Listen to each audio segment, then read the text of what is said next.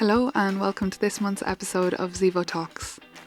My name is Keane, wellbeing consultant with Zevo Health, and today I'll be exploring some of the ways that we can improve the transition to retirement. This is a subject that more often than not generally tends to revolve around money matters. When it comes to the word retirement, many of us may automatically think about pensions and financial planning, and maybe, of course, the luxury of having more free time to ourselves. And yet, while on the surface all of these extra freedoms may seem enticing, research indicates that this transition can be very challenging for some people. Other very important factors that profoundly influence our health and well-being can be impacted during this major life transition. So the intention of this short soundbite today is just to prompt consideration of some of these elements that can so easily be overlooked or taken for granted when it comes to future planning as we age. We have an upcoming masterclass on our app that will take a deeper dive into the key areas that we touch upon today, but otherwise really this is just about planting some seeds for thought. We'll briefly cover some of the current research on longevity and life quality, from fundamental shifts that occur with regards to identity and purpose, to changing relational dynamics, and then of course ways that we can preserve and enhance our general health as we age. So if you or someone close to you is preparing to retire, this may be worth a listen. So whether you're listening today because you're preparing for retirement yourself, or maybe someone you know is, or maybe you're just curious in general on this topic, I'm delighted that you're here to consider an aspect of our work life that so often is taken for granted and not given much conscious planning beyond the financial aspects. So where are we going to start? Really, I guess the first thing is to recognise that, like everything in our world at the moment, retirement has changed significantly in recent decades, and in some ways radically so. Interestingly, when retirement was first introduced globally over a century ago, the average life expectancy was significantly shorter than it is today. And despite life expectancy extending up to 20 years longer in some parts of the world, retirement age has remained relatively static.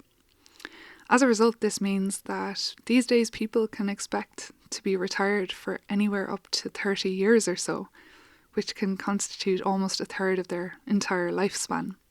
That said, research carried out by the Irish Longitudinal Study on Ageing, or TILDA for short, found that retirement doesn't really necessarily come as standard. While retirement conventionally seems to be framed as an age-related event, in truth it's a much more complex process that can happen at different ages for different reasons and in different contexts.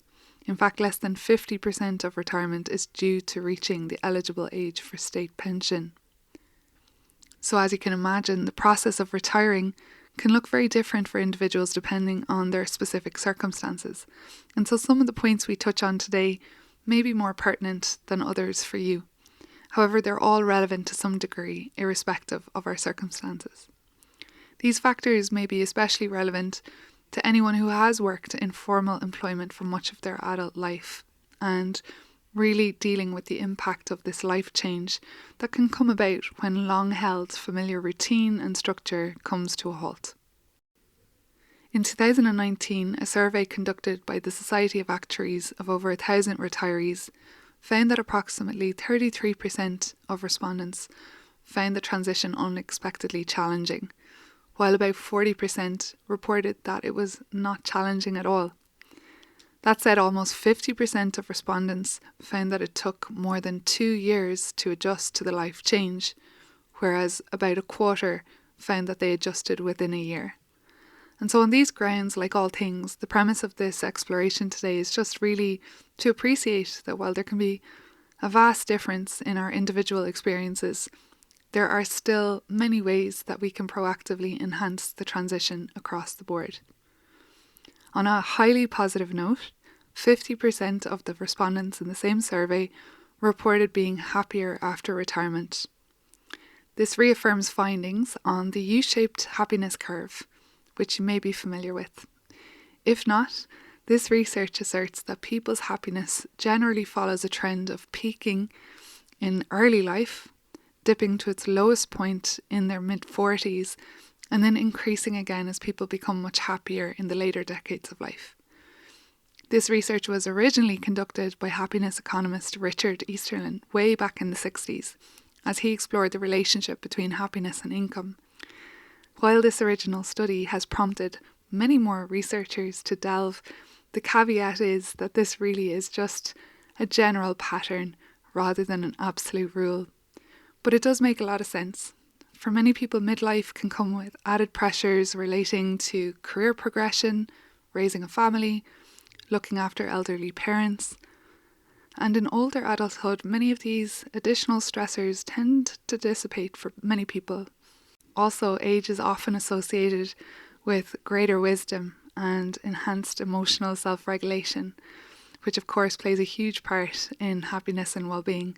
Well, that's at least according to Professor Laura Carstensen in the Stanford Center on Longevity. But in other words, your best years are likely to be ahead of you, irrespective of your age, and contrary to what we might otherwise tend to believe.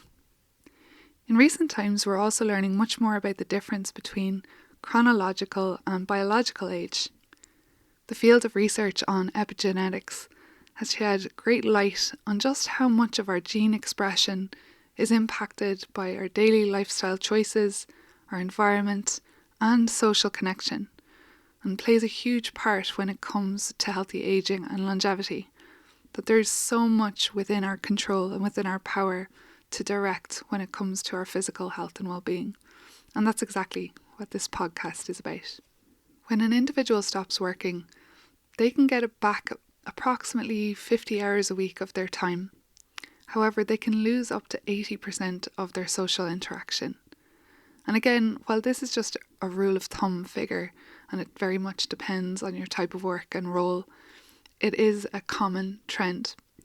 And so retirement can present the challenge of really what to do with all that extra time, as well as how to compensate for all that lost engagement with others.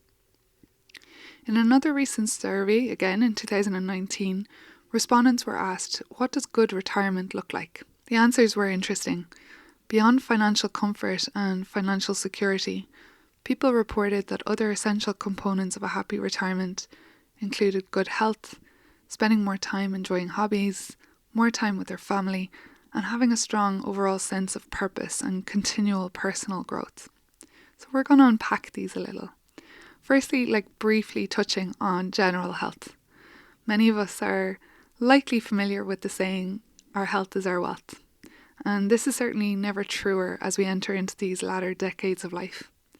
Gal Wettstein is a senior research economist in the Center for Retirement Research in Boston, and he says our health should be just as significant a factor when we're considering retirement as anything else. He believes that as our lifespan increases as it has, it's really important for us also to focus on enhancing and increasing our health span. This is a term he defines as the number of years that we can expect to remain healthy and disability-free. Because unfortunately, despite our lifespans extending at a great rate, it hasn't necessarily been paralleled by a comparative increase in our health spans. And we've seen a wide prevalence of chronic health issues, sometimes referred to as non-communicable diseases. And many of these are preventable through lifestyle changes. In a study he carried out in 2021, he found that Americans who were healthy at 50 could expect to live 23 more years disability-free, up to an average age of about 73. And while of course this is just a statistical calculation, it does point to this rise of what's been called the welderly. These are individuals who do stay fit and healthy into these latter decades of life. And cheesy and all as it may sound, it's highly relevant. These chronic health issues that arise in latter decades can very quickly extinguish the excitement and spark of retirement due to the limitations they impose. So when planning for retirement, all the standard pillars to optimise health are relevant to consider, especially those that so directly impact on our health and well-being and have such vast, robust research behind them. So from nutrition and dietary behaviour to physical activity and weaving in organic movement regularly throughout our days, to tackling your sleep behaviours and really addressing whether you're priming yourself for better quality sleep, or indeed if you may have behaviours and habits or attitudes that detract from that, as well as also cultivating greater mind-body connection and being more aware of your state of being and managing stress more effectively.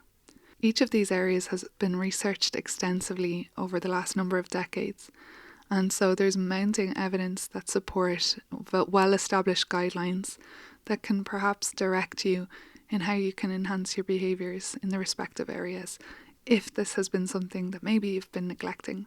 And certainly retirement presents this prime opportunity to have more scope and capacity to give attention to these things that maybe you neglected in the past.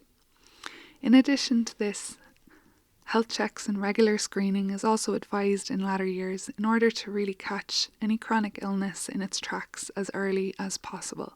So this is also something to be aware of and to maybe liaise with your healthcare provider about. Just serving as a gentle reminder as something to factor in to the retirement planning process. So some of the less direct, or certainly apparently direct, impacts on our health and well-being are things like this sense of identity and having clarity around your values and purpose in life. So how we see ourselves and what gives us a sense of meaning. So from the time we're young, the message that our work plays a central role in our lives and is even a defining component of who we are and our value in the world has been unconsciously reinforced over and over again, whether it's from well-intentioned adults asking the question, so what do you want to do when you grow up? To school teachers who maybe hammered in the importance of studying as hard as your future depended on it, to pass away comments at casual dinner parties, so tell me, what do you do for a living? For most adults, the defining role of work and career has been emphasised for much of our lives. Well, fortunately, in recent decades, this is lessening and we're seeing the emergence of greater self-awareness paired with the rapid evolution of work models and the rise of the gig economy. People's horizons are expanding rapidly, and that whole paradigm is truly being disrupted. However, for older generations, such as baby boomers and Gen X, that association between work and personal value can still be deeply embedded and can be a tricky one to shake. This can make retirement a challenge in many ways. This may be even more pertinent for individuals who may have been bound to a vocation for their entire working life, or worked in the same company or even the same position for 40 years or more. It's easy to see how identity can become enmeshed in what we do for a living, and how our main roles can be unconsciously adopted as an extension of ourselves, which means that retirement for some can symbolise a figurative death, and in tow, a person can really experience a deep sense of grief and loss. Work and career provide a sense of purpose and direction. There's a sense of accomplishment and achievement, and also this huge avenue for social connection.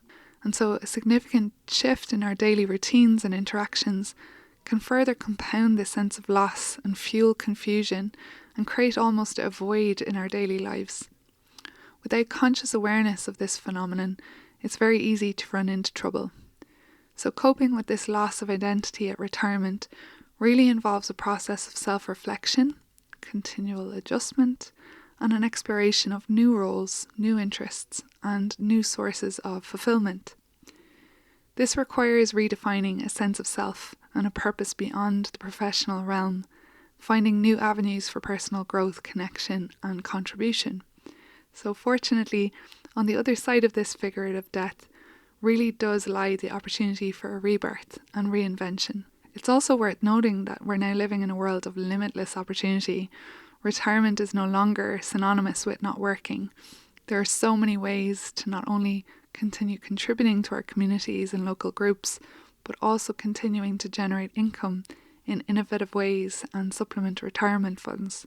So retiring from formal employment no longer necessarily equates to no longer generating income. According to the Tilda report that I mentioned earlier, 13% of retirees continue to work after their retirement, typically in temporary or occasional positions, but for an average of up to 23 hours a week. This comment from a research participant sums up the sentiment that many share.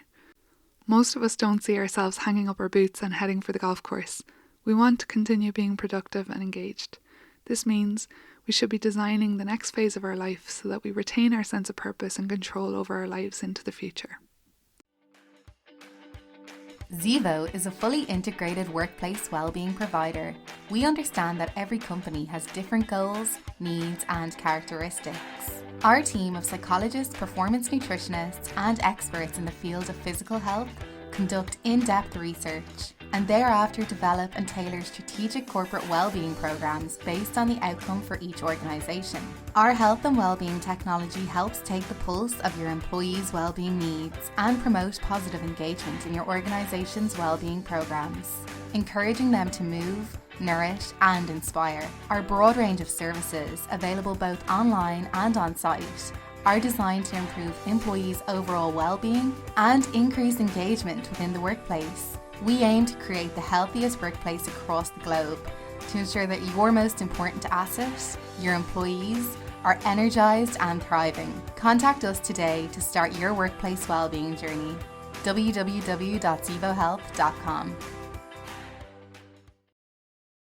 That sums it up nicely. And so a great way to begin delving into the potential impact of the transition upon you is really to engage in some form of reflective practice, whether that's alone, through things like journaling, meditation and self-inquiry, or with others in some form of group work, or with a facilitator or a coach. Reflection is a bedrock of self-awareness, and self-awareness in turn is the doorway to greater freedom. The Artist's Way by Julia Cameron is a course that's an example of a guided process designed to unveil your personal values and interests, and it's an example of something that can be done alone or equally with a group or as part of a more structured course. However you find that way and time to reflect, giving attention to consider things like your personal strengths, your skills, your preferences and your dreams can really open up that channel of creativity and imagination. And this can be profoundly enriching and a very supportive practice as a huge part of one's life is lost. But most importantly, reflecting on these things can really signpost and highlight what matters most to you in life. Now, some people may be very well versed and well practiced on this whole concept of exploring your values, but for other listeners today, maybe it's relatively new. So I'm just briefly going to explain that values are in essence these core beliefs and principles that guide your thoughts and choices and behaviours. Our values shape our identity and play a key role in defining who we are as individuals. However, we may be aware of our values in varying degrees. So some values are very clear and apparent, such as maybe your care for the welfare of those you love. But other values may be subtle and less conscious, yet may still be profoundly influencing how you live your life. Our values can stem from cultural norms and conditioning, but also from intrinsic factors like your inherent traits. Some people can feel very hardwired, as though your values are just an inherent part of who you are, whereas other values may be more fluid and susceptible to change. In retirement, it can become more relevant than ever to reflect on your values and increase awareness of what you find meaningful. You can also reflect on things that you're grateful for and that you appreciate, as well as being more aware and conscious of your personal triggers and your state of being and the reactions that arise throughout your day. As I mentioned a moment ago, reflection fosters greater self-awareness, which in turn breeds liberation from old habitual ways of thinking and being, and charts a new course that can be much more enlivening and exciting. It's important to recognise that values and meaning, as well as self-discovery and identity, is an ongoing dynamic process. As such, it's important to find a way of enjoying it. So some of the reflective practices mentioned a few moments ago may reveal themes or topics, and whether you prefer self-inquiry through journaling or supported inquiry through facilitation, coaching, therapy, or just general stimulating conversation with like-minded friends. However you decide to approach it, it can be uniquely your own process. Now, if none of that appeals to you, another approach is maybe just to simply look at your bank statement. This often tends to be a solid breadcrumb trail to what you value most. Just consider what you spend your money on, and it will quickly highlight what you consider to be very important, especially when it comes to your discretionary spending.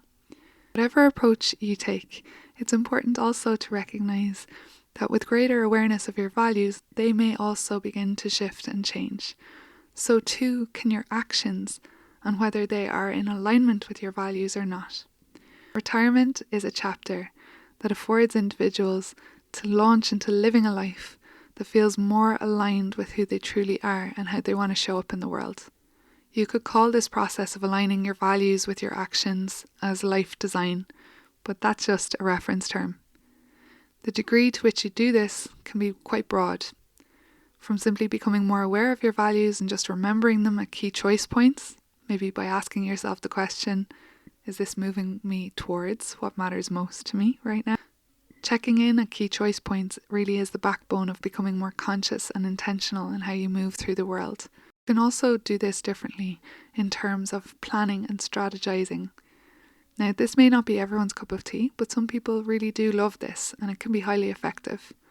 This revolves more around goal setting, picking values that most inspire or excite you, and then beginning to sketch some actionable goals. These can be long-term goals that are broken into shorter steps, following the simple SMART principle, making sure that whatever goal you set is specific, measurable, it's action-based, it's realistic, and also time-based. Irrespective of the level of investment of time and energy, the key to success with life design is an attitude of experimentation and curiosity. It hinges on being open to trying new things and exploring different paths. Life design, as such, is an iterative process, so it involves learning from your past experiences and making adjustments along the way, embracing failure as an opportunity for growth, and adapting your plans accordingly. So the invitation really is allowing this to be a process of continual learning and discovery. Lastly, but certainly not least, we're just going to take a look at social connection and relational dynamics. In recent decades, research is clearly showing that social connection is not just a pleasant aspect of life, but in fact a fundamental pillar of our well-being. Mounting studies reveal that strong social connections contribute to increased longevity, improved mental health, enhanced cognition, and a reduced risk of chronic diseases. A landmark study conducted back in 2010 by Holt and Lundstedt found that having strong social relationships was associated with a 50% increased likelihood of longevity. This is reaffirmed by the work of Dan Buettner, with his research and exploration of blue zones. These are regions around the world where people live longer, healthier lives compared to the global average, a significantly amount longer, as they have the highest number of centenarians per capita. Buettner's research indicates that strong social connection is a central component of these healthy communities.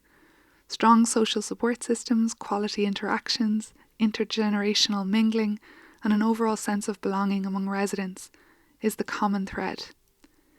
In blue zones, social connection is deeply ingrained in their daily life. Spending time with family, friends, neighbours is a priority. Regular social gatherings, community events, and shared meals are commonplace. This can be a world apart from what many people experience in the typical busy working world of Western society, where high interaction is often business related and leisurely social connection only tends to happen in short windows throughout our week. However, in retirement, this all changes. As you're already very well aware, retirement brings with it these significant changes to routine, and the opportunities for social interactions change dramatically. There can be, on one hand, reduced social outlets that can quickly spiral down into feelings of loneliness and isolation. And during the transition, some retirees may even withdraw from social interactions, unintentionally isolating themselves. Others may underestimate the impact of loneliness on their physical and mental well-being. So it's important to just have awareness and notice these tendencies in their early stages. On the other hand, the good news is that there is countless highly effective ways to enhance social connection in this next phase of life. Firstly, actively seeking out social activities that align with your interests and passions is an obvious quick win. Exploring local clubs, volunteering for community projects, or taking part in group hobbies to connect with like-minded individuals all are far more accessible in retirement than when you're working. Technology can also facilitate this, so exploring platforms like Meetup, for example, can really open your eyes to what might be available in your community. And you just might be surprised by what you find. And if you can't find what you're looking for, then maybe it's an opportunity to be bold and brave and start your own group or gathering. Of course, retirement in Ireland also comes with the added bonus of free transport with a travel companion for any listeners who are based in Ireland. So in this way, retirement grants the gift of being able to be more selective about our social circles and engagements. You have much more control to determine who you surround yourself with and can choose to be with people who bring positivity, support and shared values into your life. You can seek out communities, organisations and groups that really align with what matters most to you, as we touched on in the previous segment. This is a quick and powerful way to elicit a sense of belonging and all the good stuff that comes with that, like safety, trust and most importantly, enjoyment.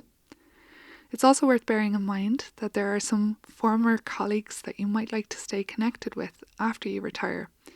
It might feel strange connecting out of work if all your connection prior to this was just in your roles, but again, it's a lovely opportunity to see how relationships can evolve. It's also important not to be offended if some work connections fade.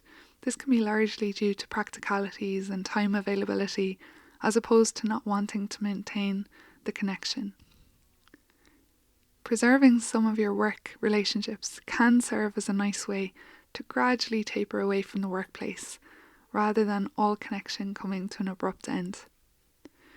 Remember, the extra available time in retirement also offers you the opportunity to reconnect with old friends. This can be a powerful way to revisit old memories and remember dormant parts of yourself, depending, of course, on how far back the relationship spans. It can be very therapeutic and also really enjoyable to re-establish old bonds, so don't be afraid to be the first one to reach out and get the ball rolling. With regard to relational dynamics, when it comes to the primary family unit, things can be a little bit more challenging. It's not unusual to notice family relationships evolve during the retirement transition, particularly between partners who may be confronted by spending much more time with one another than ever before, but also for any parents. If the dynamic with their children change as they are now grown adults, and you might find that you want to be more involved in their lives now that you've more time available, but this might be more than they're typically accustomed to while you were working all their lives. And so the well-intentioned desire to see more of them may not be received as expected or desired.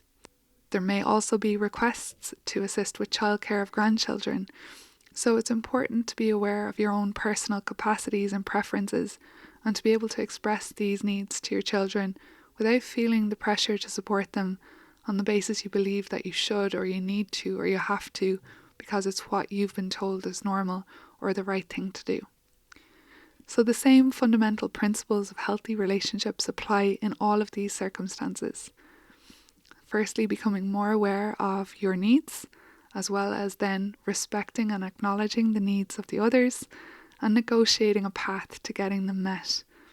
Being aware and responsible for your own personal triggers and cultivating compassion and empathy when confronted by another's trigger really is the key to relational freedom. Now, if this is totally new to you, or you've found that in the past maybe you've encountered recurring themes of conflict or challenges in core relationships, it may be beneficial to learn more about communication skills, such as the non-violent communication framework. So who would have thought that developing communication skills could be a key part of your retirement plan? And yet, if you do invest and explore this further, it may radically enhance your retirement process. The key takeaway here is really just to truly thrive, finding that balance between autonomy and interconnectivity. And as we lose one tribe, through our workplace, how can we seek out another that supports us and that we can contribute to as we grow into old age? So this has just been a whirlwind tour of some important considerations to factor when preparing for this major life transition. As already mentioned, we do have a masterclass that will dive much deeper into this, and if you are not on the app, maybe just simply taking away a few of these snippets, and if anything resonated with you, doing some further exploration yourself to support you having a healthier, happier retirement journey. As always, thank you so much for your time and attention, and wishing you every health and happiness into the future.